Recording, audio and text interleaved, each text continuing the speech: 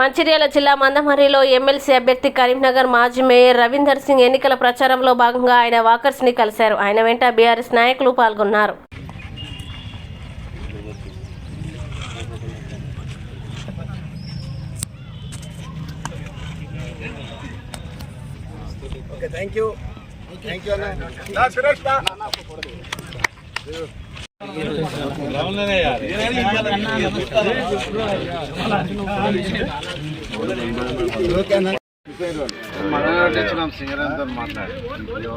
కరీంనగర్ లో నేను మేయర్ ఉన్నప్పుడు యోగా భవనం కట్టించాను. చాలా బాగుంటుంది.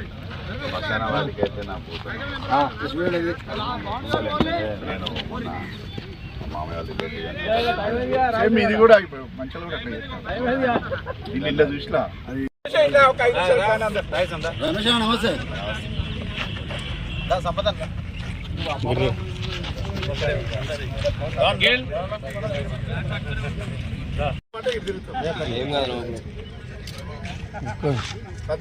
అది చూస్తాం బ్లాక్ అవుతుంది హోటల్ పెడితే రుచి చూస్తేనే తెలుస్తుంది కదా మంచిగా తెలిసి చెప్పేదానికి.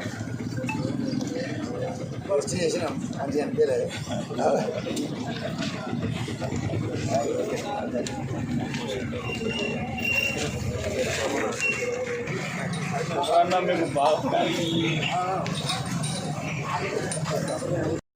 పార్టిసిపేట్ చేయమని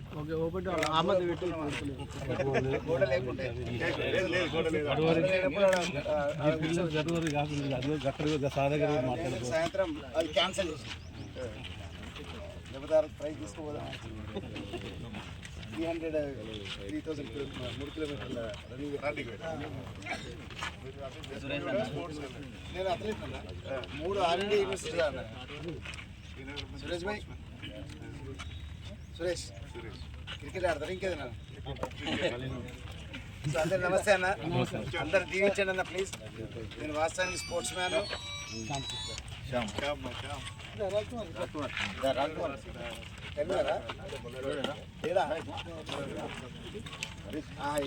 కొత్తగా కడతారు కదా, అది కన్స్ట్రక్షన్ అయింది. చెప్పు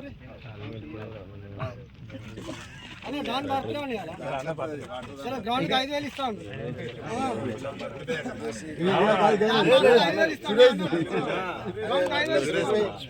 స్పాన్సర్ చేస్తాను.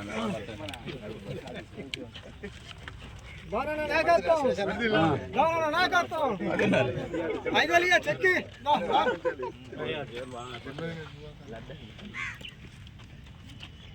సో అందరు ఆశీర్వదించండి. మంచి స్పోర్ట్స్ మ్యాన్ నేను. మీకు కరీంనగర్లో ఇరుగాడికి గెలవాలి. మార్నింగ్ నుండి వివిధ గ్రౌండ్లలో పోయి అందరు స్పోర్ట్స్ మ్యాన్స్ కానివ్వండి, యోగా ప్రతిరోజు యోగా చేసుకునే మిత్రులందరికీ కూడా ఈరోజు కలవడం జరుగుతుంది. వాళ్ళందరికీ నేను ఒకటే రిక్వెస్ట్ చేస్తున్నాను మీ ద్వారా. ముఖ్యంగా యోగా అనేది చాలా గొప్పగా ఇప్పుడు ప్రాచుర్యంలో వచ్చినది.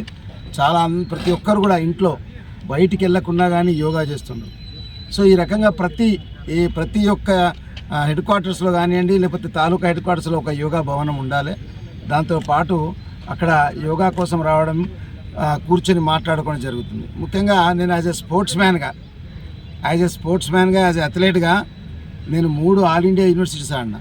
కాబట్టి స్పోర్ట్స్ తోటి నాకు చాలా సంబంధాలు ఉన్నాయి.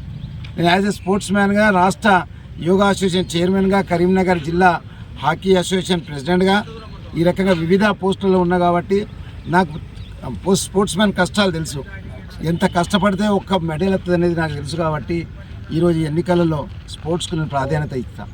తప్పనిసరిగా ఒక ప్రత్యేకంగా స్పోర్ట్స్కు ప్రభుత్వం పట్ల కొత్తగా ప్రభుత్వం ఏర్పడ్డ కేసీఆర్ గారు అంటే సమైక్య ఆంధ్రప్రదేశ్లోనే కేవలం 100 కోట్ల బడ్జెట్లో పెడితే కేసీఆర్ గారు ఒక్కరే 1000 కోట్ల రూపాయలు తెలంగాణకు బడ్జెట్లో పెట్టిన సందర్భాన్ని చూసిన స్పోర్ట్స్ అంటే డెవలప్ చేయాలని.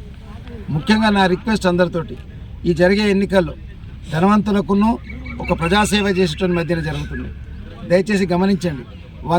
అందరూ కూడా కార్పొరేట్ స్థాయి వాళ్ళే. కొందరు పుస్తకాలు అమ్ముకొని బతుకుతారు, కోట్ల రూపాయలు సంపాదిస్తారు. కొందరేమో పిల్లలతోటి ఫీజులు వసూలు చేసి సంపాదిస్తారు. ఈ రకంగా వాళ్ళు విద్యావేత్తలు కాకుండా వ్యాపారవేత్తలుగా మారిండ్రు. వాళ్ళు గెలిచినాక ఏం సహాయం చేస్తారు? సావుకు రానోడు, సున్నాయికి రానోడు ఎందుకు మనకు రాజకీయాలకు? ఈ దానికి రానోడు కరోనా కష్టాలు ఉన్నప్పుడు ముఖం చూడని వాళ్ళు కూడా ఈరోజు ఎన్నికల్లో పోటీ చేస్తున్నారు. తండ్రి చచ్చిపోతే కొడుకు దగ్గర లేడు, కొడుకు చచ్చిపోతే తండ్రి దగ్గర లేదు, భర్త చచ్చిపోతే భార్య దగ్గర లేదు. అటువంటి రోజులకెళ్ళి గడిపిన సందర్భాలు మనం. కానీ ఈరోజు తెల్లబట్టలు వేసుకొని రాత్రి రాజకీయాలకు వస్తామనే ఆలోచనతో చాలామంది వస్తారు. ఒక్కసారి ఆలోచించండి, నన్ను ఆశీర్వదించండి. నాది సీరియల్ నెంబర్ 11 పక్కన 1 అని రాస్తే సరిపోతుంది. దయచేసి అందరూ కూడా ఆశీర్వదించాలని కోరుతున్నా.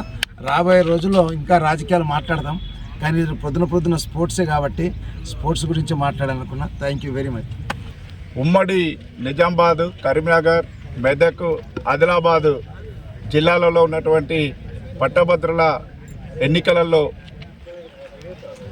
రవీందర్ సింగ్ మాజీ మేయర్ గారు కరీంనగర్ వారు పోటీ చేస్తున్నటువంటి సందర్భంలో మందమరి పట్టణంలో ఉన్నటువంటి వాకర్స్ను, స్పోర్ట్స్ మ్యాన్స్ను, యోగా సభ్యులను కలిసి తనకు మొదటి ప్రాధాన్యత ఓటు వేయాలని చెప్పి అభ్యర్థించడానికి ఇక్కడికి రావడం జరిగింది. వీరికి మందమరిలో ఉన్నటువంటి బీఆర్ఎస్ పార్టీ సభ్యులందరం కూడా స్వాగతం తెలియజేసి, మేము కూడా మందమరి పట్టణంలో ఉన్నటువంటి బీఆర్ఎస్ పార్టీ నాయకులందరం కూడా ఇవాళ వేడుకుంటా ఉన్నాం.